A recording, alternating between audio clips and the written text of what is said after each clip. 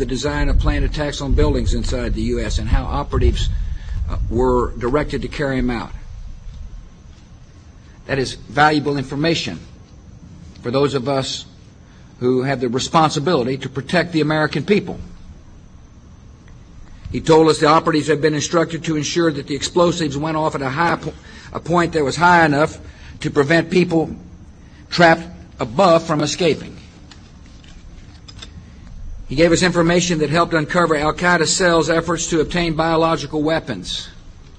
This is Building 7, a 47-story skyscraper that fell on the afternoon of September 11th. The government says that fire brought it down. However, 1,500 architects and engineers concluded it was a controlled demolition. Over 6,000 of my fellow service members have given their lives. And thousands of my fellow first responders are dying. I'm not a conspiracy theorist. I'm a structural engineer. I'm a New York City correction officer. I'm an Air Force pilot. I'm a father who lost his son. We're Americans, and we deserve... I lost my husband. My son. My uncle. My nephew. September 11th, 2001. Most people don't know a third tower fell that day. The government says fire brought it down. The collapse of World Trade Center 7 was primarily due to fires.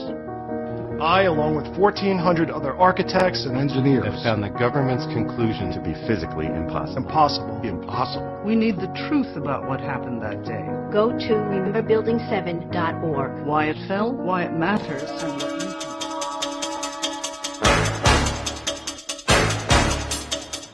Engineering of human, animal, and plant life. They are also developing chemical, bacteriological, and psychological weaponry, as well as tectonic and climate weaponry. How does the Committee of 300 justify their monstrous acts of evil? Their common philosophy is that the end justifies the means, no matter how diabolical. That end is to fulfill their biblical covenant using apocalyptic weaponry for an eternal throne and one world empire. Was the timely earthquake in Iran triggered by natural causes or by man-made causes? In the late 1800s, Serbian-American inventor Nikola Tesla developed tectonic weaponry capable of triggering earthquakes. He claimed the technology could split the earth in half with the press of a button. Tesla sold the patents for his earthquake technology to U.S. weapons manufacturer Westinghouse in 1885. Today, the U.S. military controls and uses the technology at their high-frequency active auroral research project called HAARP, located at Gakona, Alaska. In his book, Angels Don't Play This HAARP, Dr. Nick Begich claims the U.S. military has developed tectonic and climate weaponry that can trigger earthquakes, manipulate weather systems, and cause floods, droughts, and hurricanes that threaten the economies of other nations. HAARP's vast installations of antenna towers zap the sky's protective ionosphere with an electromagnetic beam, creating extremely low-frequency radio waves called ELF waves. These ELF waves bounce back to Earth as plasma balls.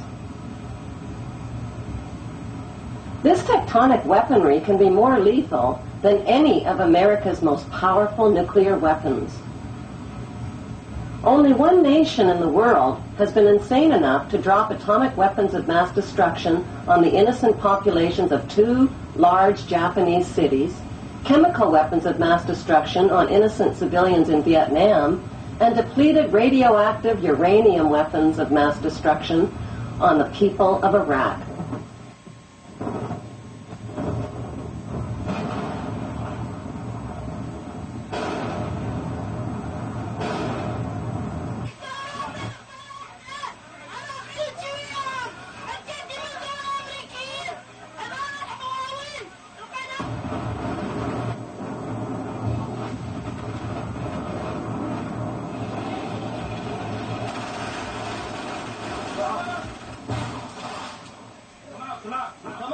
Come out!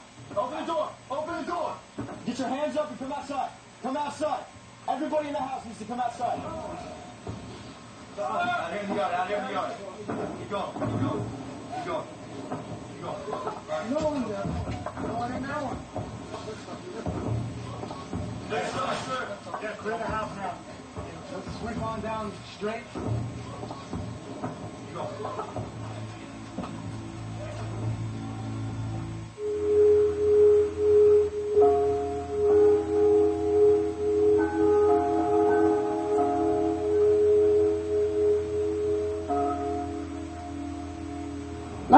pharaohs of ancient Egypt who built their empire with the help of a grand vizier, Queen Elizabeth II also has a grand vizier who serves as her most trusted advisor. His name is Lord Evelyn Rothschild, and he is the second wealthiest and most powerful person on earth. He is also Lord of the world's financial capital, the city-state of London. Lord Rothschild and his ring of power hide their identities behind 13 city council members who stand in as their representatives. On November 30th, 2000, Lord Rothschild, now in his 70s, got married in London to a wealthy Zionist businesswoman named Lynn Forrester. The couple then jetted to Washington and spent their wedding night in the White House. Just months before 9/11, they moved to New York and settled into their 18th floor luxury palace at River House, where two private terraces offered them front row seats for the scheduled 911 show.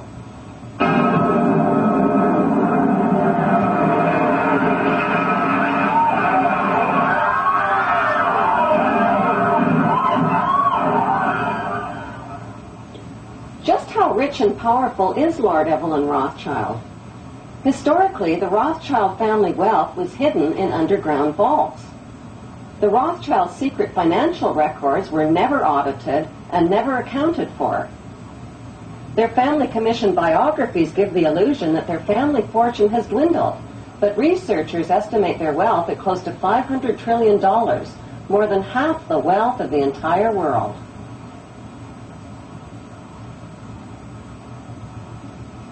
Besides their many castles, palace mansions, wineries, racehorses, and exotic resorts, the Rothschilds bought Reuters in the 1800s.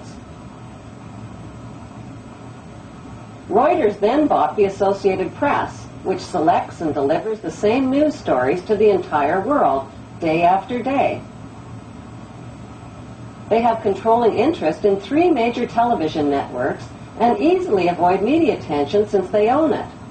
Until recently, they owned and operated England's Royal Mint and continue to be the gold agent for the Bank of England, which they also direct. They control the LBMA, London Bullion Market Association, where 30 to 42 million ounces of gold worth over $11 billion are traded daily.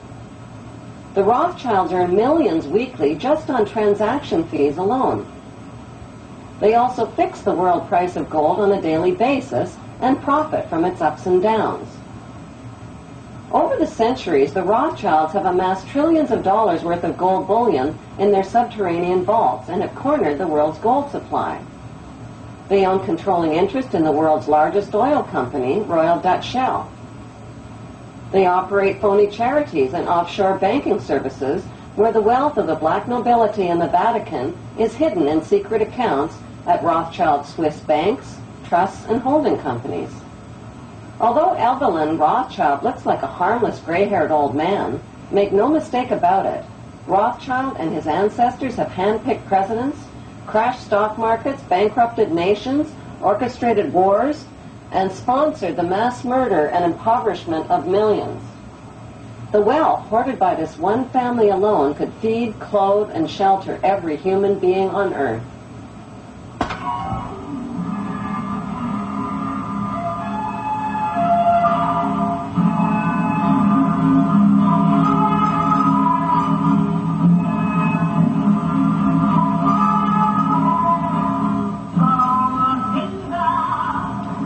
Evelyn Rothschild become the filthy rich Grand Vizier to Queen Elizabeth II and godfather of the black nobility?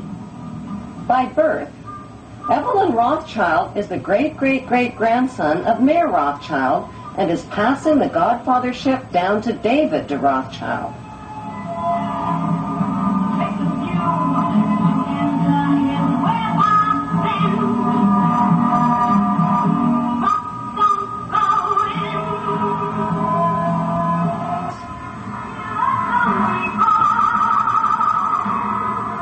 Their story begins in 18th century Frankfurt, Germany, on a cobblestone street called Frankfurt on the Main.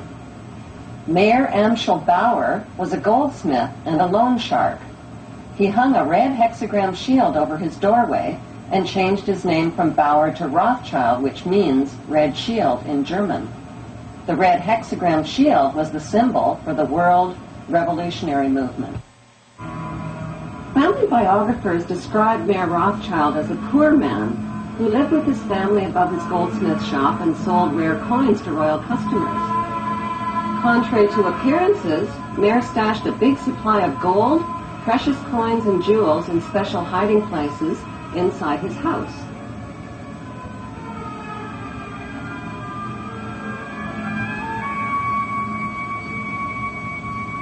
One special hiding place was beneath the back courtyard, where he accessed his strongbox through an underground passageway.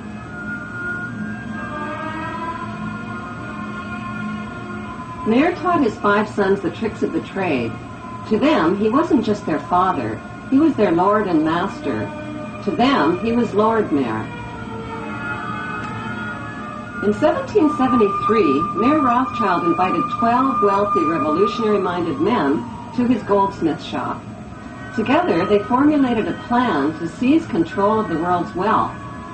They made a pact to secretly pool their money and influence to bankrupt the nations of the world and create a new world order. Using his connections, Mayor